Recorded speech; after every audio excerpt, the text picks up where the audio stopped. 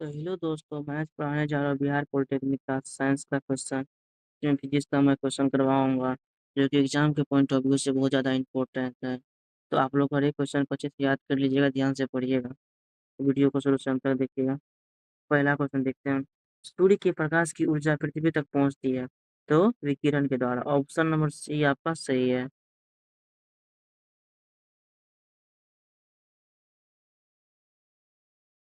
अगला क्वेश्चन है, रॉकेट किस सिद्धांत पर कार्य करता है? तो रेखीय संवेग के सिद्धांत पर, यानी ऑप्शन नंबर सी आपका सही है। अगला क्वेश्चन है, वेग परिवर्तन की दर को कहते हैं तो त्वरण कहते हैं। ऑप्शन नंबर डी आपका सही है। अगला क्वेश्चन है, निम्नलिखित में से कौन सी राशि सदिश नहीं है? तो आयतन जो है मेरा सदिश राशि नहीं है। आयतन क्या है? सदिश राशि नहीं है, यानी अदिश राशि है। ऑप्शन नंबर डी आपका सही है। अगला क्वेश्चन है, निम्नलिखित में से डैश सदिश राशि है? तो वेग, द्रव्यमान, समय, लंबाई। तो वेग जो हमारा है वो सदिश राशि है। ऑप्शन नंबर ई आपका सही हो जाएगा। अगला क्वेश्चन देखेंगे, त्वरण ज्ञात करने का सही सूत्र निम्नलिखित में से कौन सा है? तो ए बराबर क्या होता है? B minus U by T. A बराबर क्या होता है? B minus U by T, यानी ऑप्शन नंबर बी आपका सही है। तो अगला क्वेश्चन देखते हैं, पदार्थ के संवेग और वेग के अनुपात में कौन सी भौतिक राशि प्राप्त की जाती है? तो द्रव्यमान। ऑप्शन नंबर सी आपका सही है। अगला क्वेश्चन देखेंगे, मानव नेत्र में निकट दृष्टि दोष को दूर करने के लिए उपयोग में लाए जाने वाले लेंस होता है। तो अपसारी लेंस, यानी ऑप्शन नंबर सी आपका सही है। ये ध्वनि का कारण है तो ध्वनि का परावर्तन। ऑप्शन नंबर बी आपका सही है। अगला क्वेश्चन देखते हैं, पृथ्वी पर किसी वस्तु का पलायन वेग होता है, यानी इसका आंसर हो जाएगा वस्तु के द्रव्यमान के स्वतंत्र होता है, यानी वस्तु के द्रव्यमान से स्वतंत्र होता है। ऑप्शन नंबर सी आपका सही है। अगला क्वेश्चन देखते हैं, कामिनी तार घड़ी में संचित ऊर्जा होती है तो स्थितिज होता है। कामिनी तार घड़ी में क्या क्या होता है? स्थितिज ऊर्जा भरा होता है। ऑप्शन नंबर बी आपका सही है। गति घर्षण बल चरम घर्षण बल से क्या होता है? छोटा होता है। ऑप्शन नंबर बी आपका सही है। गति घर्षण बल जो होता है वो चरण घर्षण बल से छोटा होता है, याद रखिएगा। अगला क्वेश्चन है, निम्नलिखित में से किस समूह की सभी राशियां सदिश है? इसमें देखते हैं, यानी आपका वेग, त्वरण और बल। ऑप्शन नंबर सी आपका सही हो जाएगा। अगला क्वेश्चन है, यदि दो राशियां का परस्पर ग्राफ सरल रेखा हो तो राशियां डैश होती है?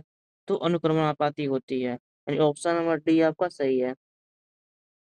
अगला क्वेश्चन है, निम्नलिखित में से किसमें ध्वनि तरंग का वेग सबसे अधिक होता है?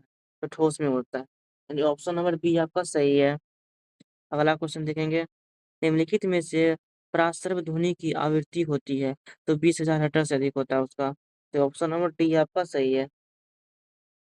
अगला क्वेश्चन है, अंतरिक्ष में रॉकेट में गतिशील व्यक्ति में डैश होता है, यानी गतिज ऊर्जा होता है उसमें। ऑप्शन नंबर बी आपका सही है। अगला क्वेश्चन है, डैश शून्य में स्वतंत्र रूप से गिरने वाली वस्तुओं की इकाइयाँ क्या होता है? शून्य में स्वतंत्र वस्तु से गिरने क्या होता है? त्वरण जो होता है वो समान होता है। ऑप्शन नंबर सी आपका सही है। अगला क्वेश्चन है, एक लड़की झूले पर बैठी स्थिति में झूला झूल रही है, उस लड़की के खड़े हो जाने पर दोनों का आवर्त काल क्या होगा? कम हो जाए, यही ऑप्शन नंबर ए आपका सही है। अगला क्वेश्चन है, घूर्णन करती एक गोल मेज पर अचानक एक लड़का आकर बैठ जाता है, मेज के कोणीय वेग पर क्या प्रभाव पड़ेगा?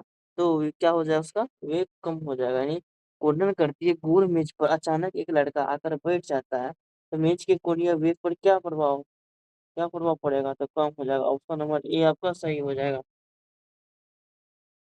अगला क्वेश्चन है, यदि किसी वस्तु का वेग दुगुना कर दिया जाए तो?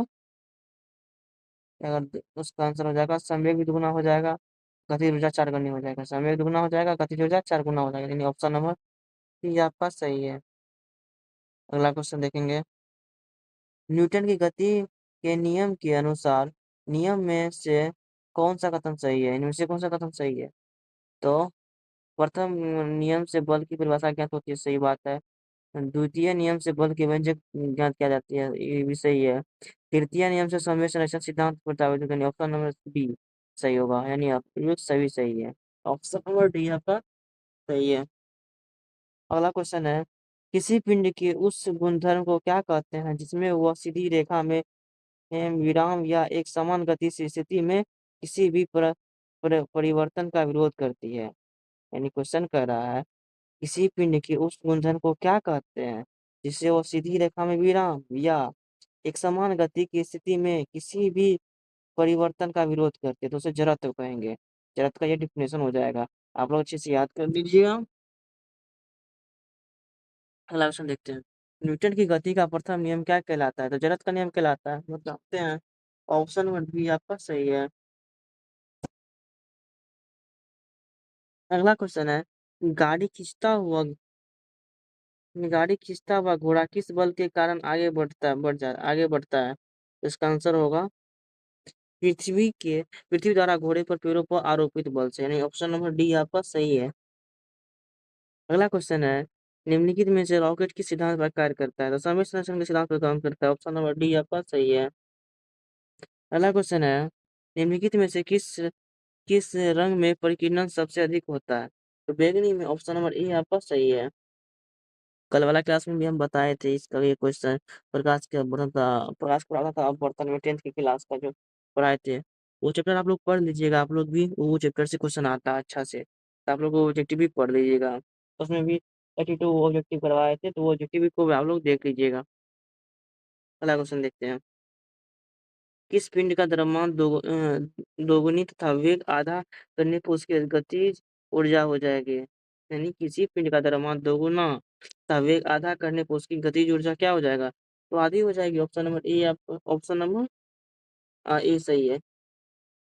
अगला क्वेश्चन है, फ्यूज तार का गलनांक होता है, तो बहुत कम होता है क्योंकि जल्दी वो ज्यादा वोल्ट जाने पे क्या होता है, वो गल जाता है। ऑप्शन नंबर बी आपका सही है।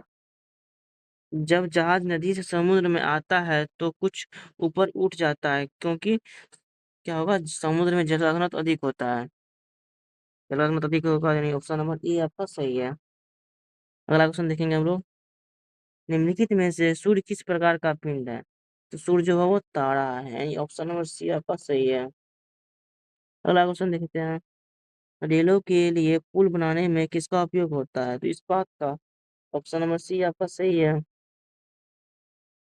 अगला क्वेश्चन है, निम्नलिखित में से किस स्थिति में नाव अधिक अस्थायी होगा? सभी यात्री नाव में बैठे हैं तब, ये ऑप्शन नंबर ए आपका सही है।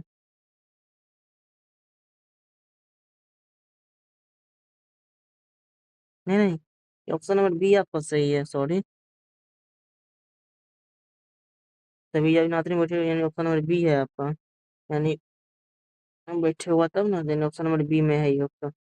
अगला क्वेश्चन देखते हैं, समुद्र की गहराई नापने के लिए किसका उपयोग होता है?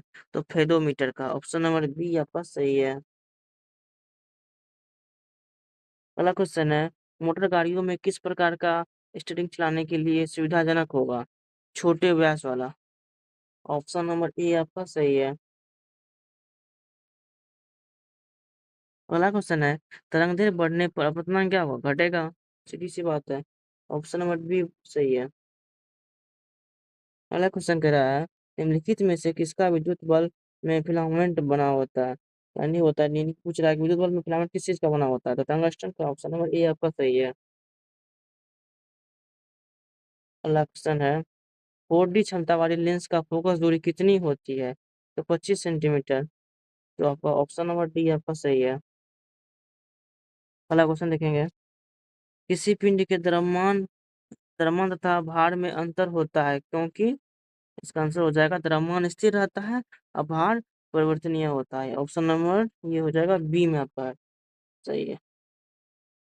अगला क्वेश्चन देखेंगे हम लोग, किसी भी स्थिर या गतिशील वस्तु की स्थिति और दिशा में तब तक कोई परिवर्तन नहीं होता है जब तक उस पर कोई बाह्य बल सक्रिय न हो। यह कौन सा, न्यूटन के गति के प्रथम नियम का नियम है, यानी न्यूटन का प्रथम गति का नियम है, यानी ऑप्शन नंबर ए आपका सही है। अगला क्वेश्चन देखेंगे हम लोग, किसी असंतुलित बल द्वारा किसी पिंड में उत्पन्न त्वरण क्या कहलाता है? बल के अनुक्रमानुपाती हो, ऑप्शन नंबर बी आपका सही है। अगला क्वेश्चन देखेंगे। प्रत्येक क्रिया के बराबर विपरीत प्रत्येक क्रिया के बराबर एवं विपरीत दिशा में एक प्रतिक्रिया होती है। यह क्या है? न्यूटन का तृतीय नियम है। ऑप्शन नंबर सी आपका सही होगा। अगला क्वेश्चन है। जल में तैरना न्यूटन की गति के किस नियम के कारण संभव है? तो तृतीय नियम के कारण। ऑप्शन नंबर सी आपका सही है। अगला क्वेश्चन है। कोई पिंड जब तब तक विरामावस्था में ही बना रहेगा तब जब तक उस पर कोई बाह्य बल कार्य न करता है। यह कथन क्या है? न्यूटन का है।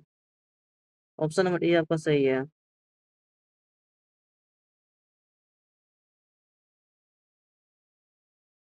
शुद्ध जल का पीएच मान कितना होता है? तो 7 होता है। तो अगला क्वेश्चन है। अब खत्म हो गया। Thanks for watching. चैनल को सब्सक्राइब कर ले। ये जितने भी 50 क्वेश्चन मैंने पढ़ाया है सबको आप लोग अच्छे से याद कर लीजिएगा ध्यान से। एग्जाम के पॉइंट ऑफ व्यू से बहुत ज्यादा इंपॉर्टेंट है। Thanks for watching. चैनल को सब्सक्राइब कर ले और दोस्तों के साथ भी शेयर कर ले ताकि उन लोग को भी मतलब हो सके ये ऑब्जेक्टिव।